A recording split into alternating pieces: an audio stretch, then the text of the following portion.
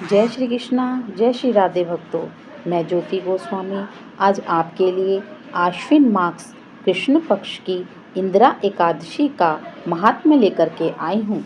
सो आप ध्यान पूर्वक सुने। आइए कथा शुरू करते हैं। युधिष्ठिर ने पूछा, हे मधुसूदन, कृपा करके मुझे यह बताइए कि आश्विन मास के कृष्ण पक्ष में कौन सी एकादशी होती है। भगवान श्री कृष्ण बोले, हे राजन, आश्विन कृष्ण पक्ष की में इंदिरा एकादशी नाम की एकादशी होती है। उसके व्रत के प्रभाव से बड़े बड़े पापों का नाश हो जाता है। नीच योनि में पड़े हुए पितरों को भी यह एकादशी सद्गति देने वाली है। राजन, पूर्व काल की बात है। सतयुग में इंद्रसेन नाम से विख्यात एक राजकुमार थे, जो अब माहिष्मती पुरी के राजा होकर धर्म पूर्वक प्रजा का पालन करते हैं। उनका यश सब और फैल चुका था।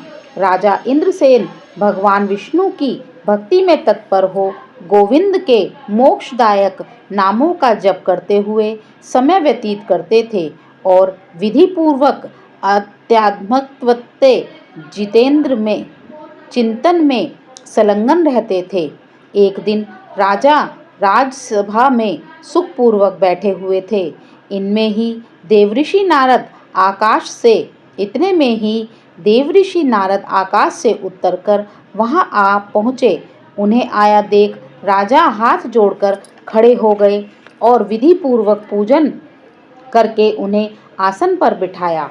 इसके बाद वे इस प्रकार बोले, हे मुनि श्रेष्ठ, आपकी कृपा से मेरी सर्वथा कुशल है। आज आपके दर्शन मात्र से मेरी संपूर्ण यज्ञ क्रियाएं सफल हो गई। हे देवरेश, अपने आगमन का कारण बताकर मुझ पर कृपा करें।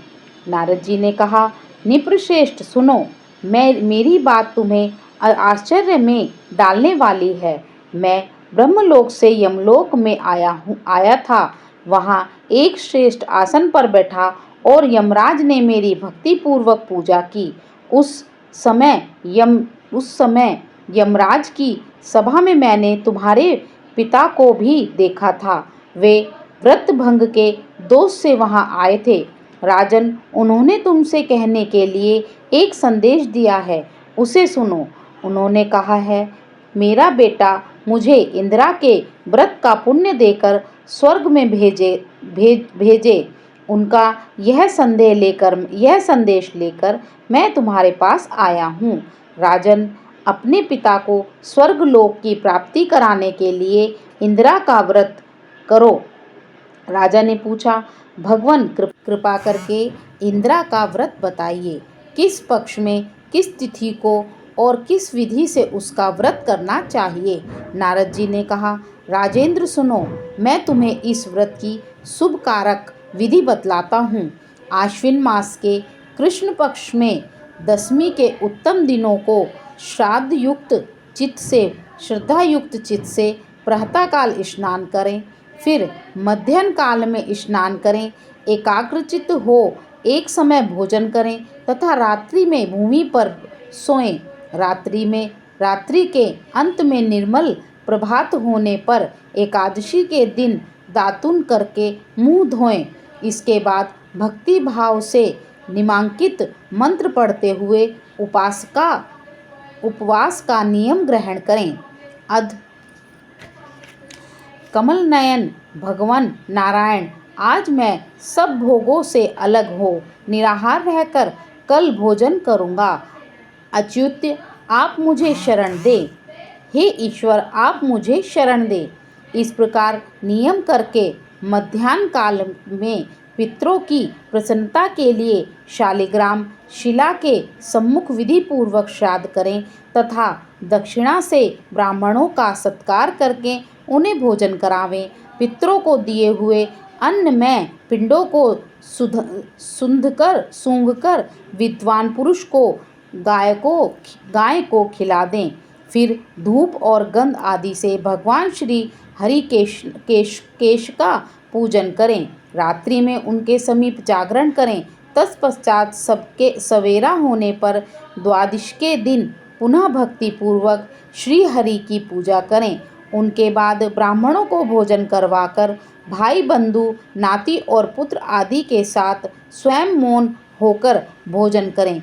राजन, इस विधि से आलस्य रहित होकर तुम इंदिरा का व्रत करो। इससे तुम्हारे पितृ भगवान विष्णु के वैकुंठ धाम में चले जाएंगे। भगवान श्री कृष्ण कहते हैं, राजन, राजा इंद्रसेन ऐसा कहकर देवऋषि नारद अंतर्ध्यान हो गए। राजा ने उनकी बताई हुई विधि से अंतपुरी की रानियों, पुत्रों और भ्रांतियों सहित उस उत्तम व्रत का अनुष्ठान किया। कुंतीनंद, व्रत पूर्ण होने पर आकाश से फूलों की वर्षा होने लगी। इंद्रसेन के पिता गरुड़ पर आरूढ़ होकर श्री विष्णु धाम को चले गए और राजश्री इंद्रसेन भी अथक राज्य का उपभोग करके अपने पुत्रों को राज्य पर बिठाया स्वयं स्वर्गलोक को गए।